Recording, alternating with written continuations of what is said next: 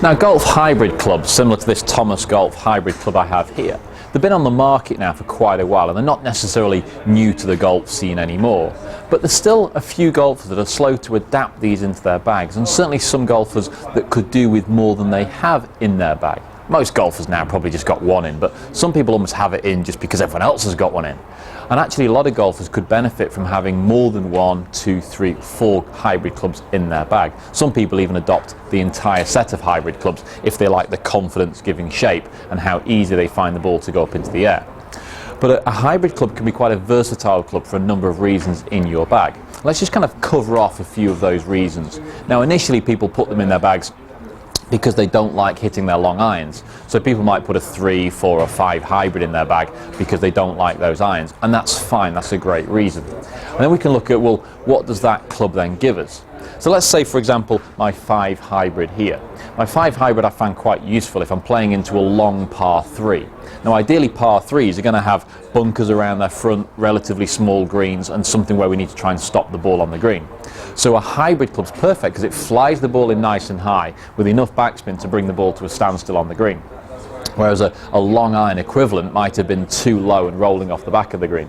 I also find hybrid clubs quite versatile and useful on tight par 4s, so shortish holes where I don't need to hit the ball a million miles, but I do have danger and hazards to aim at, or to avoid should I say, and a hybrid club generally makes a bit more backspin on the shot and makes it easier to keep it nice and straight. I also like my hybrid club on par 5s when I'm trying to hit a long second shot down there, or even potentially going for the green on a par 5. I want a club that's going to go a long way but still give me a decent amount of control that I can land the ball on or close to the green and get the ball to spin and stop fairly quickly.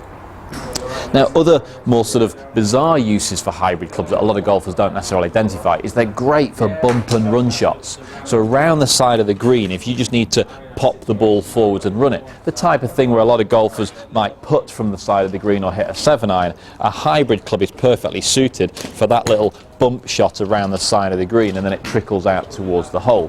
The benefit of that is it's got enough loft to lift it over the fringe, but not so much loft that it's going to stop when it lands. It's going to roll out, which is sometimes a benefit. The club is also nicely rounded on its sole design, so it's not designed to dig in to the surface, it's designed just to skim through the grass and roll the ball out, so it's very versatile for that.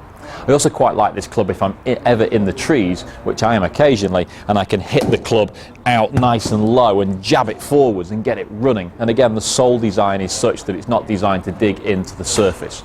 So there's some of the benefits of utilising hybrid clubs in your bag.